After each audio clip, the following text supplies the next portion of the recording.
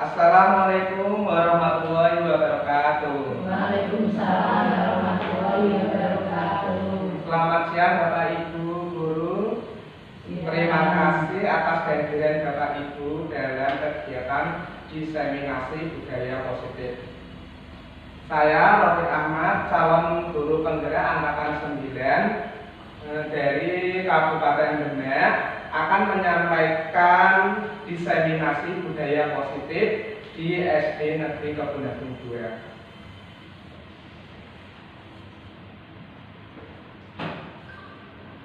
Selanjutnya, budaya positif di sekolah itu sangatlah penting ya, untuk mengembangkan peserta didik yang memiliki karakter kuat dan berakhlak sesuai profil pelajar Pancasila seperti yang dicetuskan sebagai pedoman untuk pendidikan di Indonesia. Budaya positif itu dapat dibangun dengan syarat sekolah yang perlu menyediakan lingkungan sekolah yang positif, aman, nyaman, agar peserta didik mampu berpikir, bertindak, dan mencipta secara merdeka, mandiri, serta bertanggung jawab. Model disiplin yang dibangun itu masih belum berpusat pada siswa. Selain itu, posisi kontrol guru juga belum sampai pada tahap manajer, melainkan sebagai penghukum dan membuat siswa merasa bersalah. Sebagai pendidik, tujuan kita adalah menciptakan siswa-siswa yang memiliki disiplin diri, sehingga mereka bisa berperilaku dengan mengacu pada nilai-nilai kebajikan universal dan memiliki motivasi internal. Bagaimana budaya positif yang sudah ada di sekolah itu berkembang menjadi karakter semua warga sekolah. Bagaimana mendidik menumbuh kembangkan budaya positif dalam mewujudkan karakter profil pelajar Pancasila. Adapun tujuan dalam tindakan nyata budaya positif kali ini adalah yang pertama adalah menunjukkan keberanian murid dalam mengemukakan pendapat atau usul tentang keyakinan kelas yang ingin diciptakan dan disepakati, menumbuhkan budaya positif berdasarkan keyakinan yang telah disepakati. Yang kedua adalah menumbuhkan budaya positif dari dalam diri setiap murid berdasarkan motivasi intrinsik.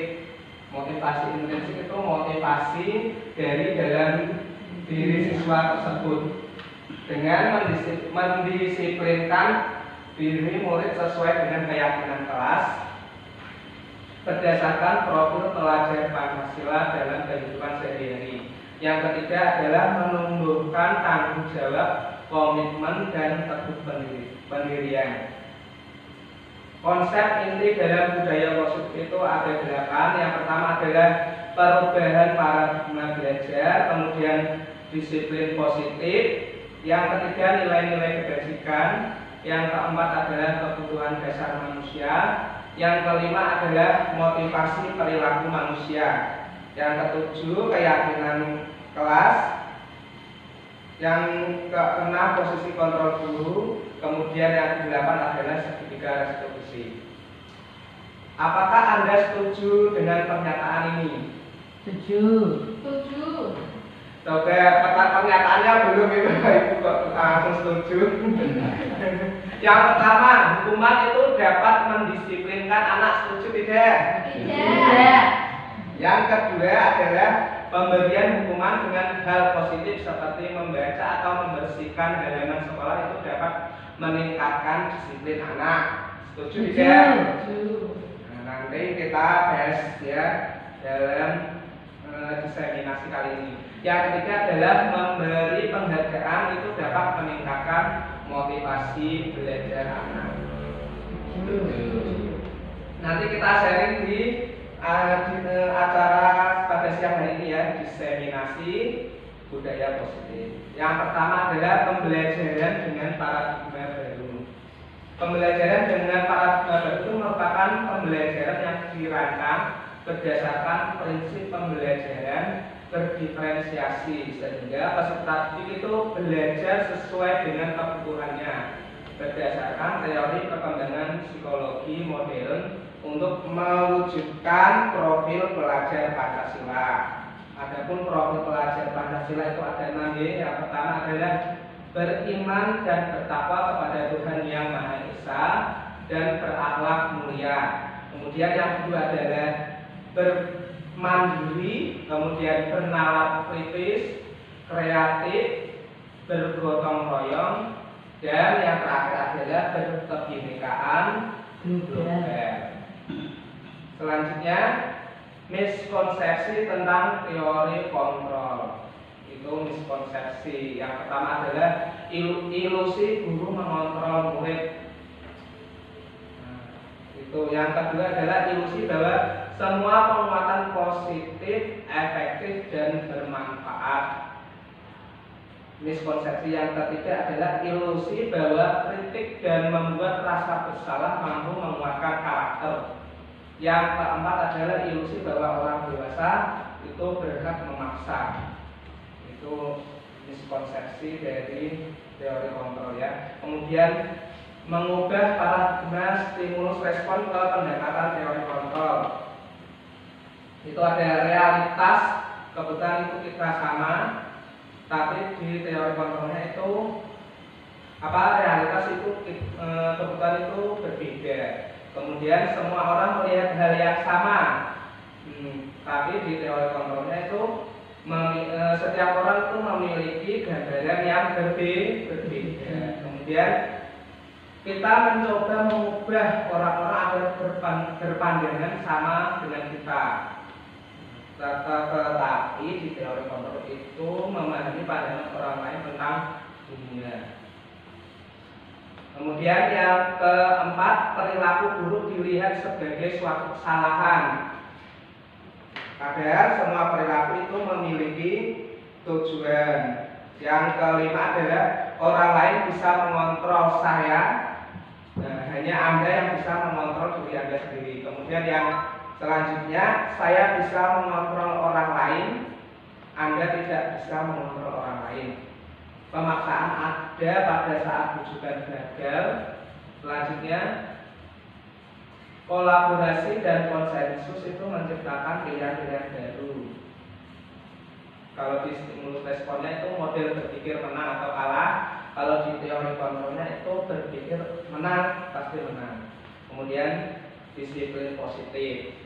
Nah, di sini disiplin positif itu berasal dari kata disiplina yang artinya itu belajar ya. Belajar.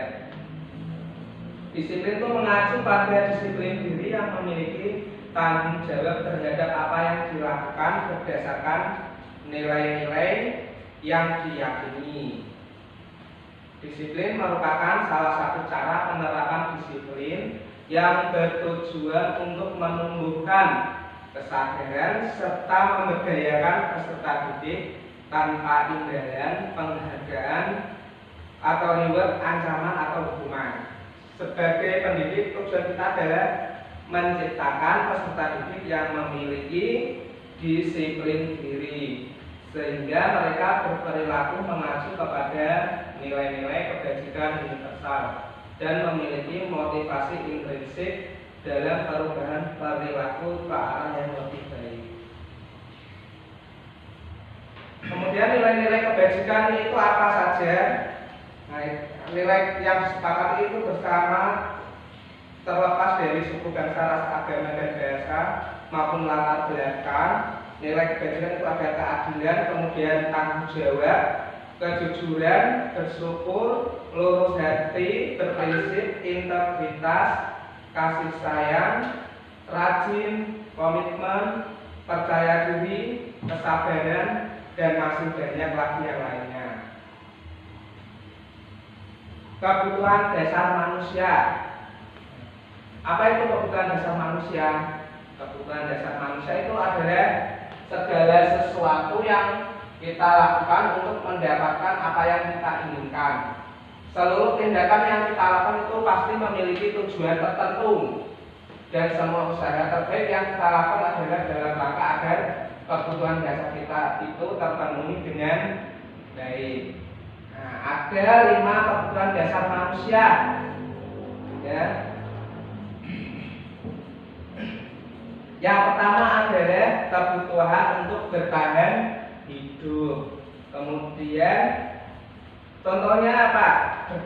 Kebutuhan bertahan hidup itu. Contohnya adalah apa? Makanan, kemudian tempat tinggal, terus keamanan dan kesehatan. Kemudian yang kedua adalah kebutuhan akan kasih sayang. Jadi manusia itu perlu kasih sayang. Contohnya adalah rasa diterima. Baik dimanapun manusia itu membutuhkan rasa diterima, baik di lingkungan keluarga maupun di lingkungan kerja, di lingkungan sekolah. Kemudian dipedulikan, kemudian apa? Rasa kebersamaan itu sangat diperlukan, itu karena apa? Kebutuhan dasar manusia. Kemudian apalagi kebutuhan yang ketiga. Kebutuhan yang ketiga adalah apa?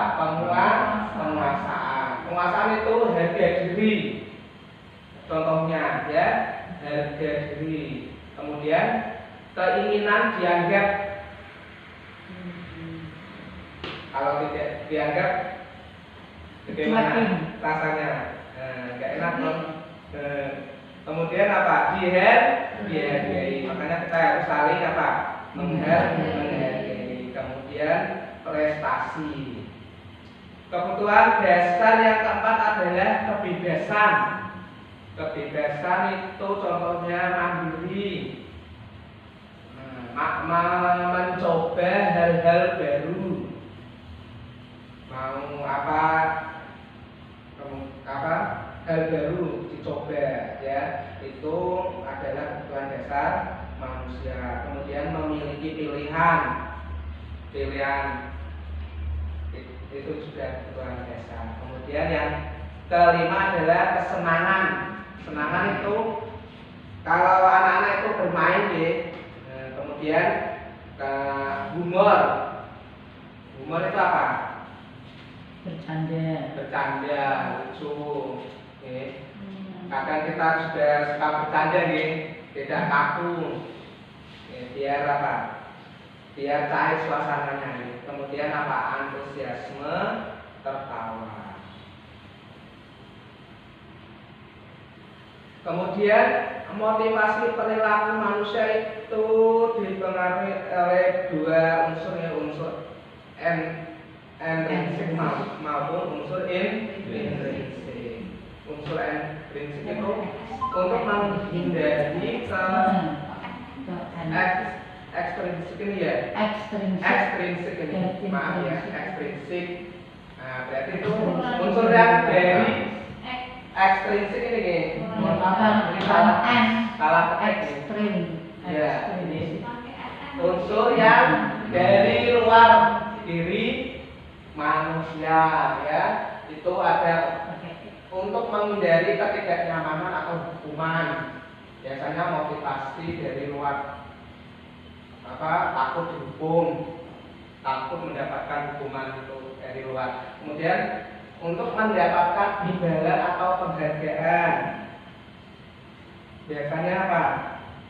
Itu anak-anak biasanya kalau dikasih penghargaan dari gurunya seneng, berarti dari itu unsur dari luar siswa ya. Kemudian yang kedua adalah unsur dari intrinsik, dari dalam diri manusia, itu untuk menjadi orang yang mereka inginkan dan menghargai diri sendiri dengan nilai-nilai yang mereka percaya, sehingga menjadi manusia yang merdeka.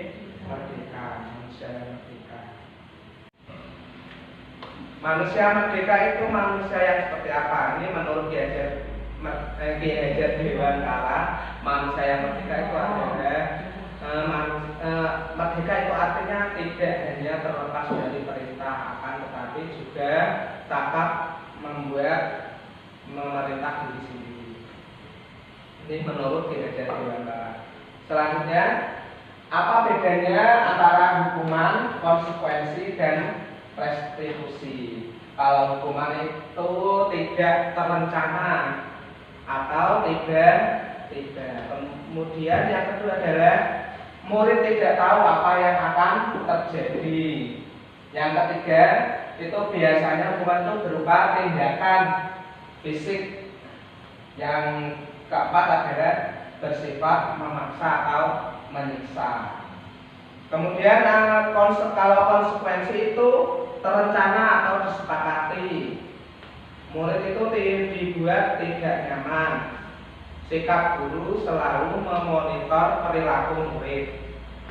Kalau restitusi, proses bagi murid untuk memperbaiki kesalahan. Kemudian proses kolaboratif yang mengajarkan murid mencari solusi sendiri. Dan ini ada beberapa tindakan guru. Coba ini termasuk hukuman atau konsekuensi. Yang pertama, mencatat 100 kali di dalam buku kalimat saya tidak akan terlambat lagi karena terlambat ke sekolah. Ini termasuk hukuman atau konsekuensi? Konsekuensi. Konsekuensi. Coba ya saya tanya. Nah, hukuman. Oke. Kemudian yang kedua Pak, lari mengelilingi lapangan. Hukuman Gasket 2 kali karena terlambat hadir di sekolah. Hukuman atau konsekuensi? Hukuman. Ya, hukuman. Yang ketiga, murid diminta untuk push up 15 kali karena tidak menggunakan masker ke sekolah. Ini hukuman atau konsekuensi? Hukuman. Hukuman, ya. Fisik kok. Kemudian menggantikan kertas tugas teman yang telah dicoret-coret. Konsekuensi. Konsekuensi, betul ya. Membersihkan tumpahan air di meja karena tersenggol pada saat belajar. Konsekuensi. Konsekuensi, betul ya. Yang keempat, murid disuruh untuk mengenakan sepatu seharian di sekolah. Karena tidak menggunakan sepatu hitam. Ini hukuman atau konsekuensi? Hukuman. Karena apa? Kok hukuman? Kemudian yang terakhir adalah lari mengelilingi lapangan. Ini termasuk hukuman atau konsekuensi karena terlambat 10 menit untuk para pelajar di PJOK. Apa? Konsekuensi apa hukuman? Konsekuensi. Oke. Jadi tadi konsekuensi itu terencana atau disepakati. Murid dibuat tidak nyaman. Sikap guru selalu memonitor perilaku. Itu tadi bedanya gitu. Nah, tadi sudah membedakan antara hukuman dan konsekuensi. Oke. Kemudian restitusi itu apa? Restitusi itu adalah proses menciptakan kondisi bagi murid untuk memperbaiki kesalahan mereka sehingga mereka bisa kembali pada kelompok mereka dengan karakter yang lebih kuat. Restitusi juga merupakan proses kolaboratif yang mengajarkan murid untuk mencari solusi untuk masalah mereka. Jadi tidak menghukum ya. Kemudian dan membantu murid berpikir tentang orang seperti apa yang mereka ingin menjadi tujuan mulia dan bagaimana mereka harus memperlakukan orang lain. Berarti apa? Kita mengajak murid untuk apa? Tahu menyelesaikan sendiri masalahnya, tanpa memberikan hukuman. Nah, sekarang 5 posisi kontrol guru. Kita sebagai guru itu memiliki 5 posisi kontrol. Yang pertama itu sebagai penghukum. Penghukum itu bisa menggunakan hukuman fisik maupun verbal. Nah, verbal itu apa? Ucapan. Itu termasuk hukuman. Kemudian posisi yang kedua itu adalah memantau.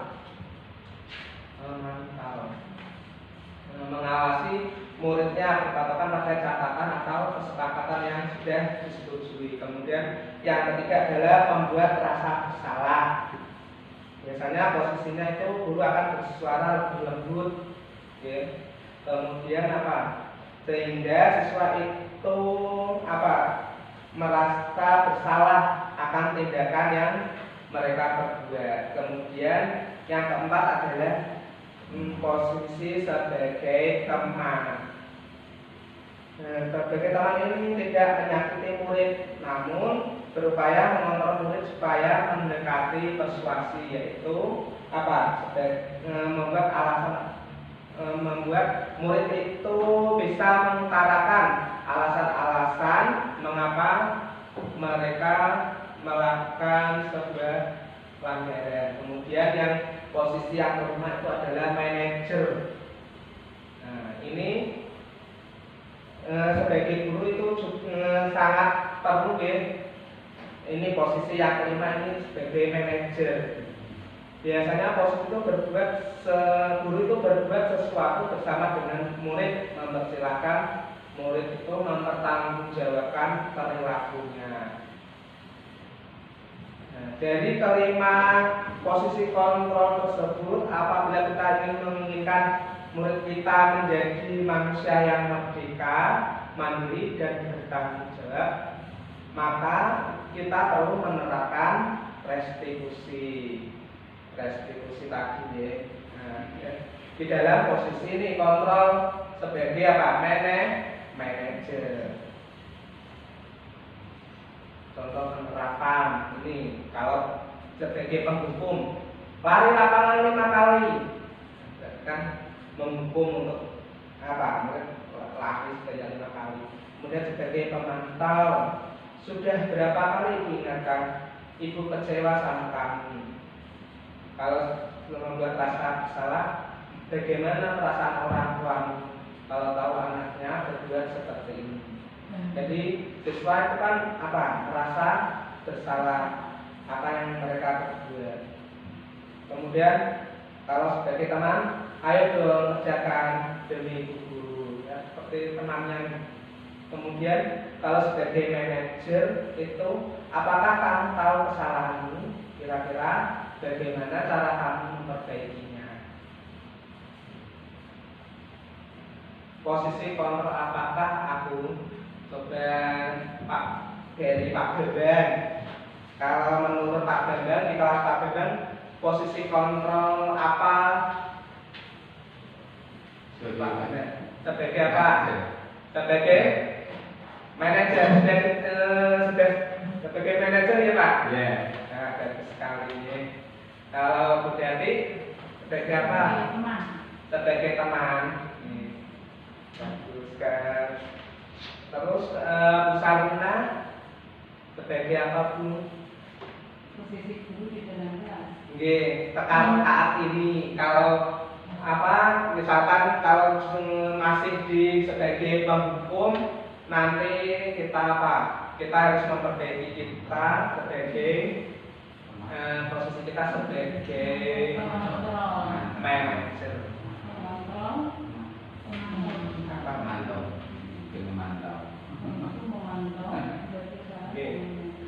Yang paling penghukum, dan yang kami menjadi penghukum.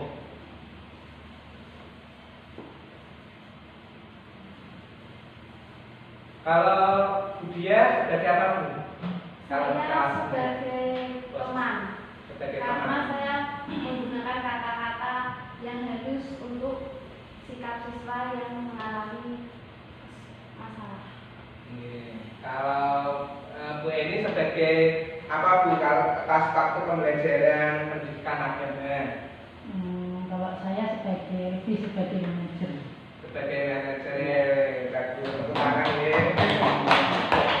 Kalau yang perlu menjadi manajer ditingkatkan lagi, termasuk saya juga masih perlu banyak belajar lagi agar posisi kontrol saya sebagai guru itu di posisi manajer. Kemudian keyakinan kelas, mengapa tidak peraturan saja. Nah, Keyakinan kelas itu berupa pernyataan universal dibuat dengan kalimat positif, singkat agar mudah diingat sesuai kondisi kelas agar mudah diterapkan. Kemudian melibatkan seluruh warga kelas dalam pembuatannya. Yang terakhir adalah disepakati dan diyakini bersama. Ini perbedaannya peraturan dan keyakinan kelas. Peraturan seperti itu ya. Kemudian segitiga restitusi, proses dialog yang dilakukan oleh guru untuk menghasilkan murid yang mandiri dan bertanggung jawab. Ini ada 3 tahapan. Yang pertama adalah menstabilkan identitas, kemudian memvalidasi tindakan yang salah, kemudian menanyakan keyakinan. Ini contohnya menstabilkan identitas. Berdasarkan prinsip membuat kesalahan adalah bagian dari proses pembelajaran. Itu kalimatnya. Berbuat salah itu wajar. Guru dulu juga pernah kok melakukan itu. Kamu berhak merasa begitu. Tidak ada manusia yang sempurna. Kalau validasi tindakan itu berdasarkan prinsip memenuhi suatu kebutuhan tertentu. Kamu pasti punya alasan mengapa melakukan hal itu. Padahal kamu bisa melakukan yang lebih dari ini ya.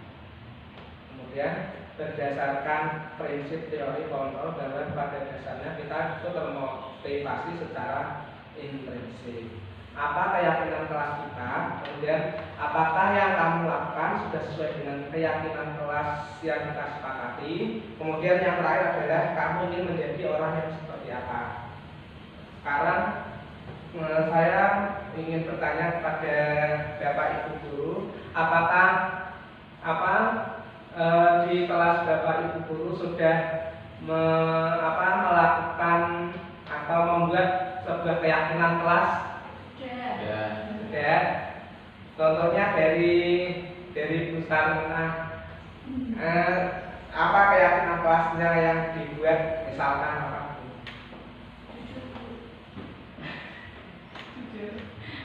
Keyakinan yang kelas yang kita buat Misalkan apa kalau berangkat lebih awal atau yang tiket berangkat lebih awal. Setiap selesai pembelajaran kita membersihkan kelas, tiket dan ataupun tidak tiket sehingga kelas selalu tampak bersih. Itu sudah disepakati di kelasnya ya. Kalau di kelasnya Pak Bambang, bagaimana Pak? Selalu tertib. Untuk selalu tertib. Iya. Terus apa lagi Pak?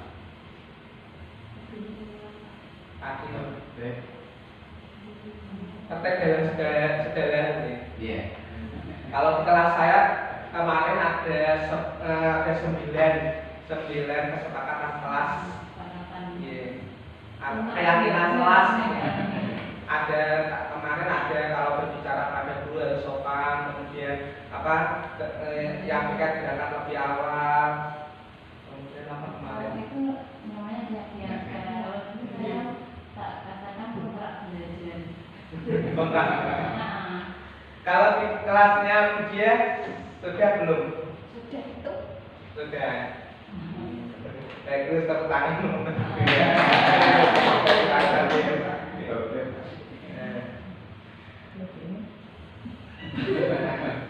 Ini contoh penerapan segitiga restitusi yang saya lakukan. Boleh ditonton.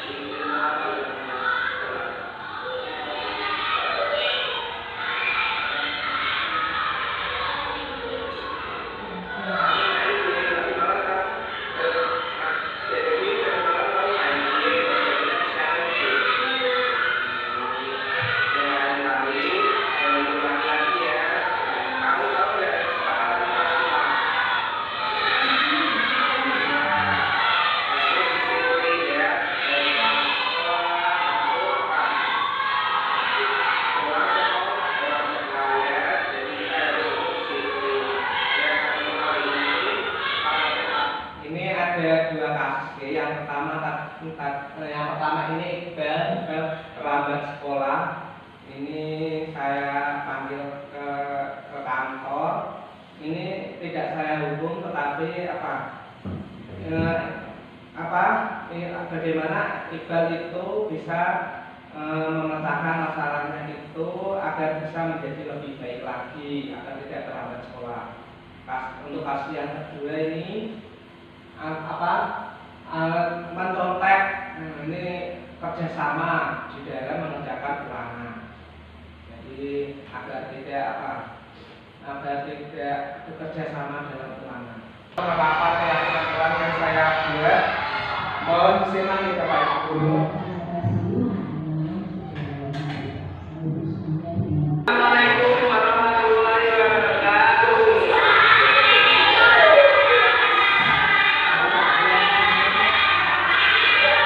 Selamat pagi anak-anak. Bagaimana kabarnya? Ini semuanya masih? Ya semuanya. Di sini Pak Topeng akan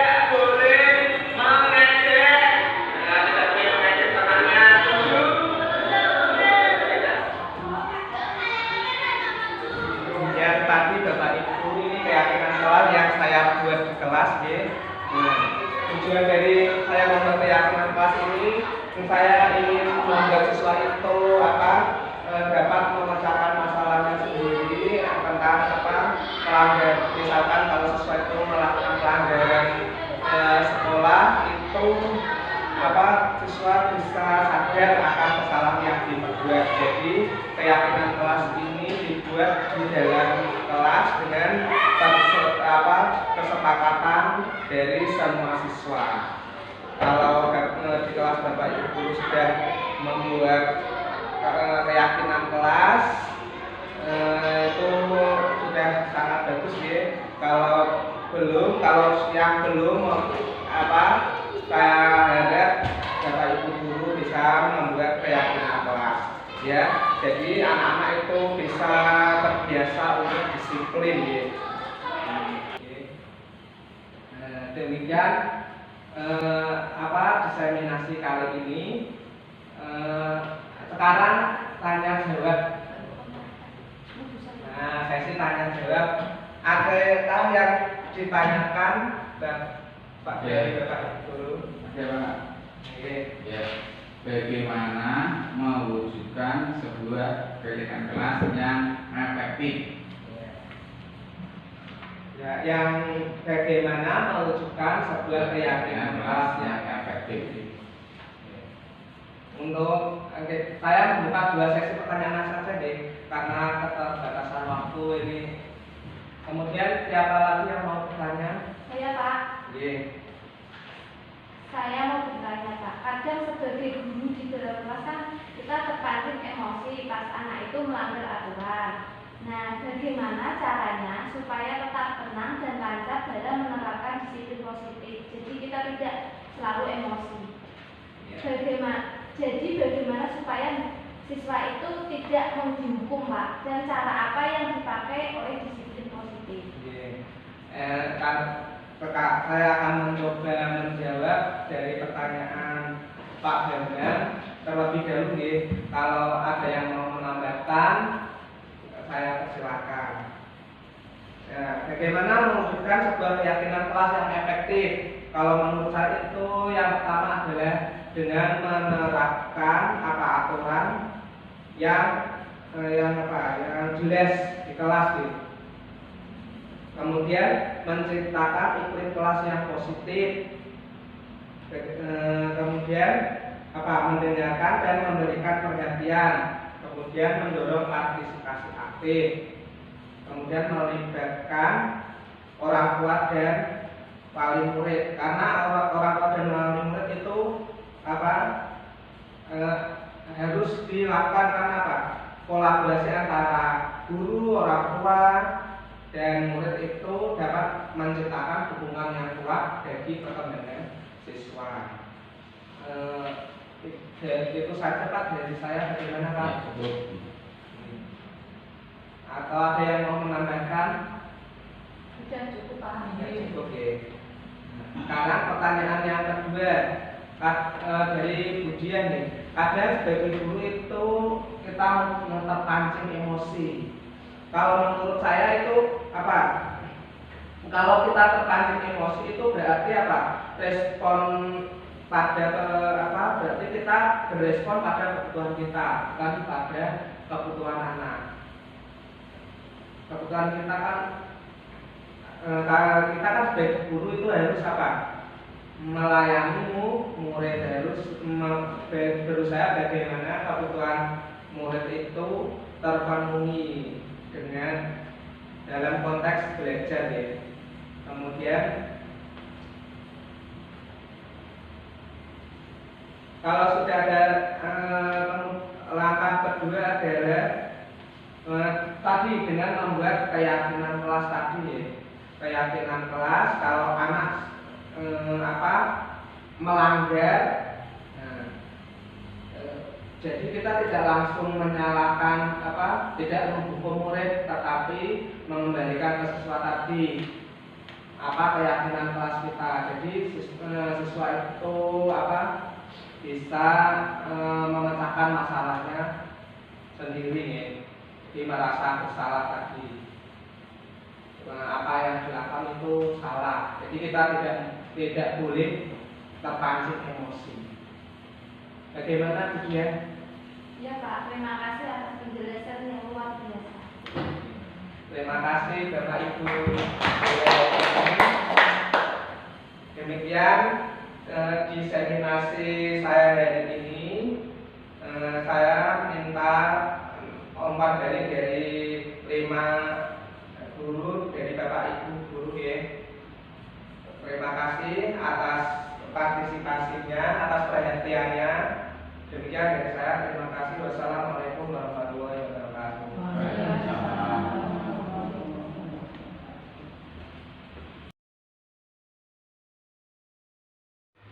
Saya Eni Eltiati, guru pendidikan agama Islam, rekan dari Saudara Rafiq Ahmad, calon guru penggerak angkatan 9. Di sini saya ingin memberikan umpan balik atas apa yang sudah didiseminasikan oleh Saudara Rafiq Ahmad. Menurut saya, apa yang disampaikan sudah sangat jelas tentang budaya positif. Budaya positif sangatlah penting untuk mengembangkan peserta didik yang memiliki karakter yang kuat dan berakhlak mulia sesuai profil pelajar Pancasila. Hanya itu umpan balik dari saya, tetap semangat mengikuti pendidikan guru penggerak. Semoga diberikan kelancaran sampai akhir yang nantinya dapat ditularkan kepada rekan-rekan dan sekolah. Demikian yang bisa saya sampaikan. Terima kasih. Terima kasih. Saya Sarmina, guru kelas 2 SD Kebonyagung 2, rekan kerja dari Saudara Rafiq Ahmad, yaitu calon guru penggerak angkatan 9. Di sini saya akan memberikan umpan balik tanggapan apa yang sudah didiseminasikan oleh Saudara Rafiq.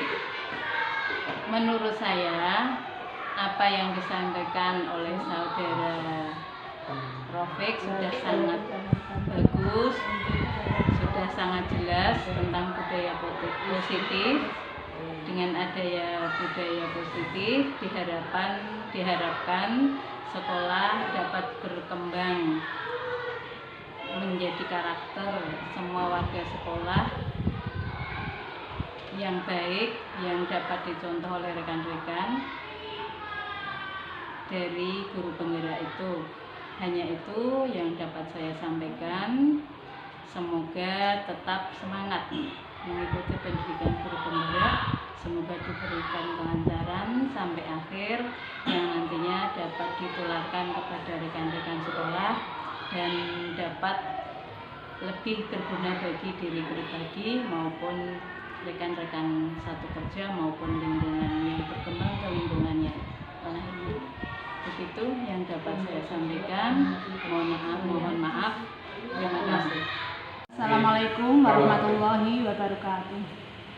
Saya Aini Saadati, guru kelas 1, rekan dari Saudara Rafiq Ahmad, CGP Angkatan 9. Di sini saya ingin memberikan umpan balik atas apa yang sudah didiseminasikan oleh Saudara Rafiq Ahmad. Menurut saya, apa yang disampaikan sudah sangat jelas tentang budaya positif. Saya mendapatkan pengetahuan baru tentang keyakinan kelas, segitiga restitusi, posisi kontrol guru. Hanya itu umpan balik dari saya, tetap semangat mengikuti pendidikan guru penggerak. Semoga diberi kelancaran sampai akhir yang nantinya dapat ditularkan kepada rekan-rekan dan sekolah. Terima kasih. Assalamualaikum warahmatullahi wabarakatuh. Saya Bambang Utomo, guru kelas 6, rekan dari Saudara Rafiq Ahmad, CGP Angkatan 9. Di sini saya ingin memberikan umpan balik atas apa yang sudah didiseminasikan oleh Saudara Rafiq Ahmad. Menurut saya, apa yang disampaikan sudah sangat jelas tentang budaya positif. Dengan adanya budaya positif, diharapkan di sekolah berkembang menjadi karakter semua warga sekolah. Hanya itu umpan balik dari saya, tetap semangat mengikuti pendidikan guru penggerak. Semoga diberikan kelancaran sampai akhir dan nantinya dapat tularkan dengan rekan-rekan dan di sekolah. Assalamualaikum warahmatullahi wabarakatuh.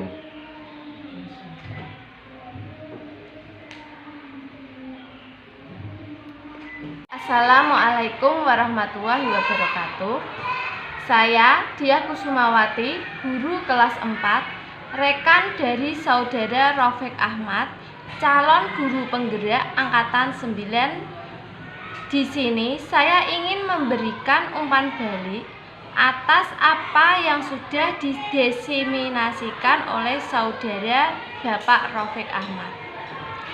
Menurut saya, apa yang disampaikannya sudah sangat jelas tentang budaya positif. Dengan adanya budaya positif, diharapkan di sekolahan kami akan berkembang menjadi karakter yang baik untuk semua warga sekolah, sesuai dengan profil pelajar Pancasila. Hanya itu umpan balik dari saya. Tetap semangat Pak Rafiq untuk mengikuti pendidikan guru penggerak. Semoga diberikan kelancaran sampai akhir yang nantinya dapat ditularkan kepada rekan-rekan dan sekolah. Salam guru penggerak. Wassalamualaikum warahmatullahi wabarakatuh.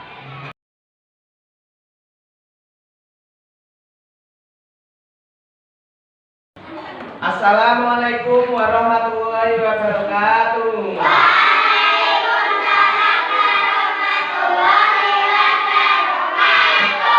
Selamat pagi anak-anak. Bagaimana kabar di hari ini? Hari ini semuanya masuk ya? Sehat semuanya? Di sini Pak Rafiq akan mendiskusikan tentang keyakinan kelas. Keyakinan kelas itu apa anak-anak?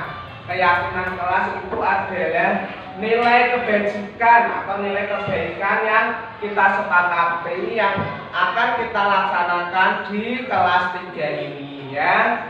Fungsinya itu untuk apa? Nah, agar kita terbiasa melakukan apa? Melakukan kebaikan.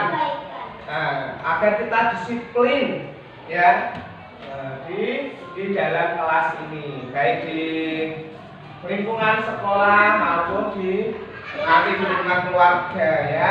Selanjutnya nanti kalian akan menuliskan sikap apa yang ingin kita sepakati ya.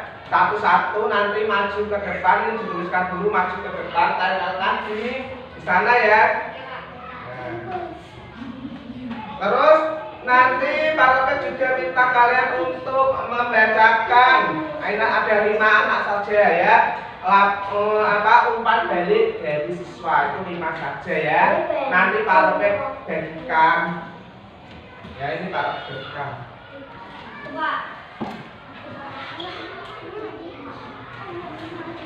Ya ditulis, alat tulisnya dikeluarkan.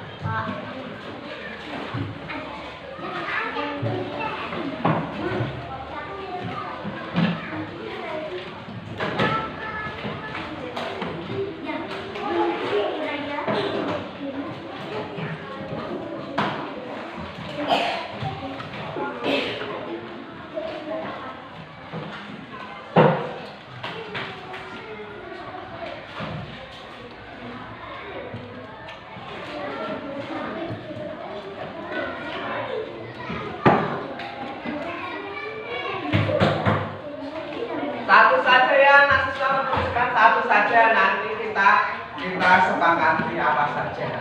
Kita tulis di sebelahnya ya, keyakinan kelas.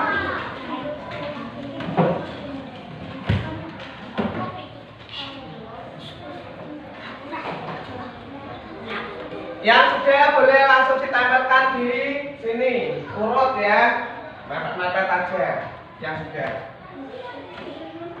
Bagaimana anak-anak, sudah selesai? Sekarang kalian tempelkan. Kalau yang sudah selesai ditempelkan. Ini dari Angel dulu tempelkan Angel. Urut ya, biasakan itu disiplin. Selanjutnya, akhlak. Mepet aja ya, mepet aja biar sembuh. Selanjutnya, Mariken.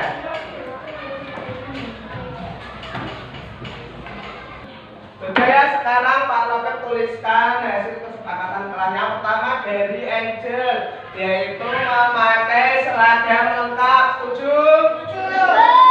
Yang nomor 2 dari Akila, selalu hidup rukun. Setuju? Bagus. Selanjutnya,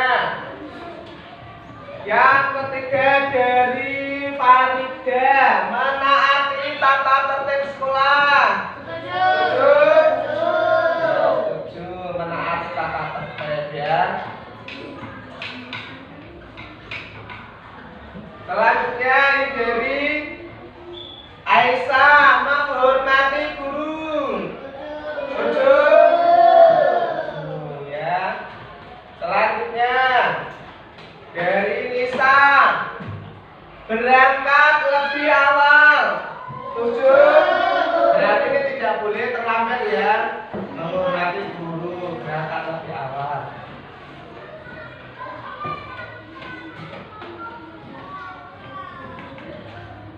Selanjutnya dari siapa nih? Nabila, menghormati guru. Ada sudah tanda tapi ya sama. Selanjutnya Iqbal, tidak boleh mengejek. Tidak boleh mengejek temannya. Setuju? Tidak boleh mengejek ya.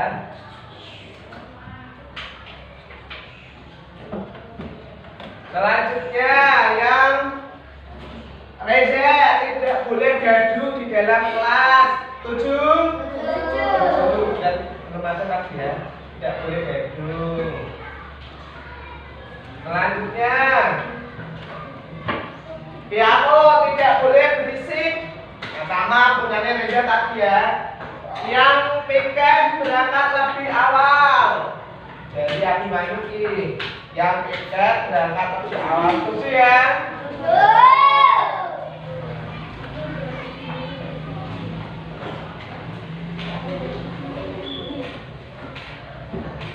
Sekarang dari Risma, hidup rukun. Setuju? Hidup rukun.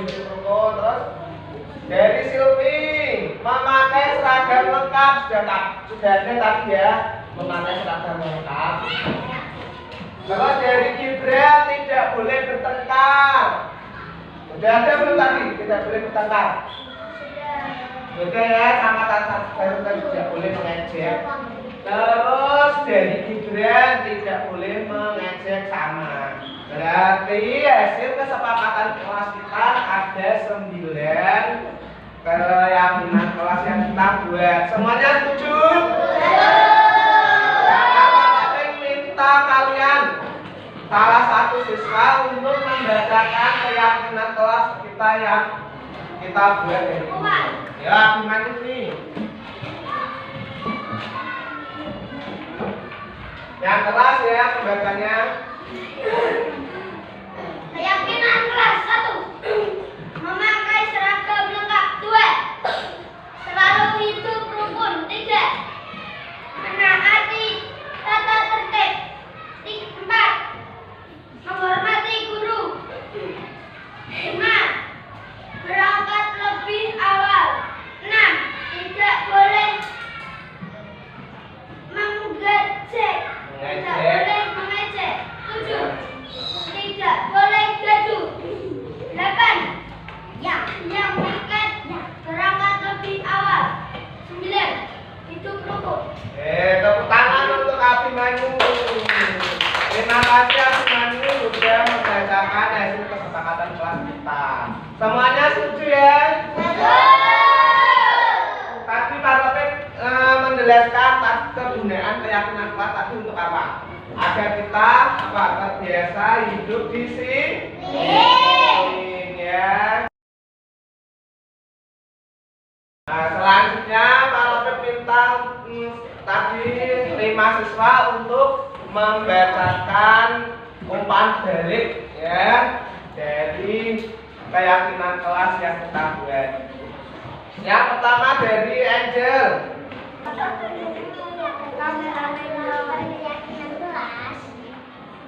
Ya, saya dilibatkan. Apakah guru menjelaskan fungsi dan kegunaan keyakinan kelas sehingga dapat memahami? Ya, guru menjelaskan fungsi keyakinan kelas. Ya, apakah guru sering mendiskusi denganmu tentang keyakinan kelas? Ya, sering. Nah, tepuk tangan untuk Angel. Selanjutnya Gibran. Yang keras ya bacanya ya. Ini. Ya, ya. 1. Apakah guru melibatkan saat melakukan keyakinan kelas? Ya, guru melibatkan saya melakukan keyakinan kelas. Apakah guru menjelaskan fungsi dan kegunaan keyakinan kelas sehingga kamu memahaminya? Ya, guru menjelaskan fungsi keyakinan kelas. Apakah guru sering mendiskusikan tentang keyakinan kelas? Ya, sering. 1. Apakah gurumu melibatkan saat melakukan keyakinan kelas? Ya, saya dilibatkan. Apakah gurumu menjelaskan fungsi dan kegunaan keyakinan kelas sehingga kamu memahaminya? Ya, guruku menjelaskan fungsi keyakinan kelas. Apakah gurumu sering mendiskusi tentang keyakinan kelas? Ya, sering. Apakah gurumu melibatkan saat melakukan keyakinan kelas? Yes, saya dilibatkan. Ya, saya dilibatkan. 2. Apakah gurumu menjelaskan fungsi dan kegunaan keyakinan kelas sehingga kamu memahaminya? Ya, guruku menjelaskan fungsi keyakinan kelas. 3. Apakah gurumu sering mendiskusi denganmu tentang keyakinan kelas? Ya, sering.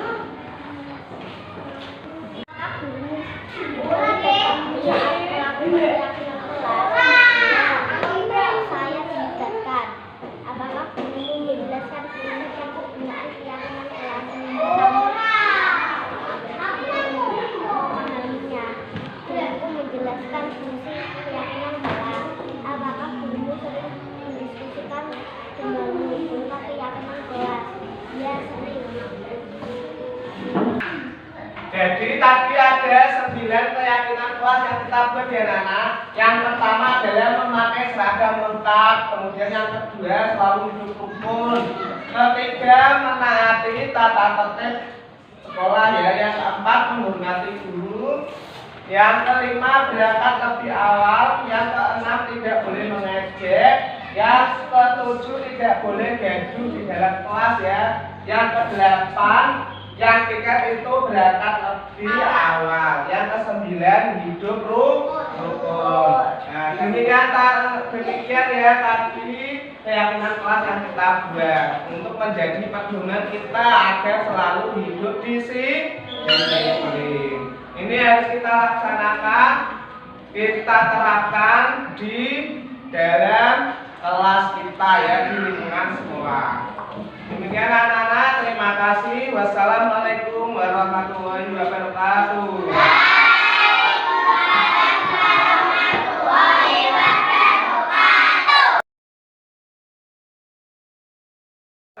Kamu tahu kenapa saya panggil kamu ke kantor? Ya, kamu datang terlambat ke sekolah. Kamu pasti punya alasan kenapa kamu bisa datang terlambat ke sekolah. Biasanya kamu kan anak yang rajin, anak yang disiplin. Kenapa datangnya terlambat? Apa? Kamu main game. Tadi malam kamu jadi tadi malam kamu main game terus jamnya kesiangan gitu. lain kali jangan diulangi lagi ya. Kamu tahu nggak kesepakatan kelas kita? Iya, harus disiplin ya, baik datang ke sekolah maupun apa? Pulang sekolah ya. Jadi kita harus hidup disiplin. Ya, untuk kali ini Pak Rofik maafkan ya, lain kali jangan diulang lagi. Ya, terima kasih Bel. Silakan kembali ke kelas.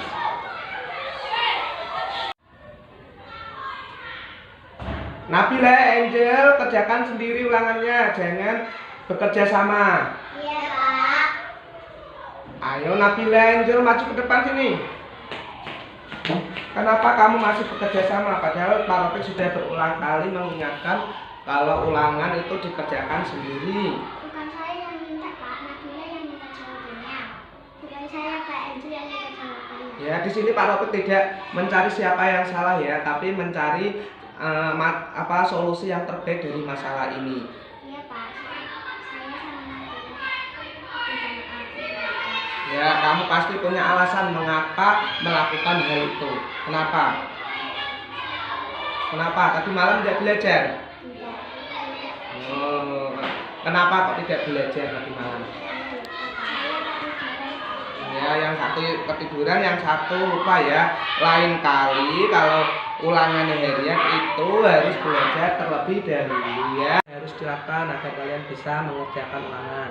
Saya harus belajar sungguh-sungguh. Iya, benar sekali ya. Baik, kamu menjadi orang yang seperti apa? Ayo.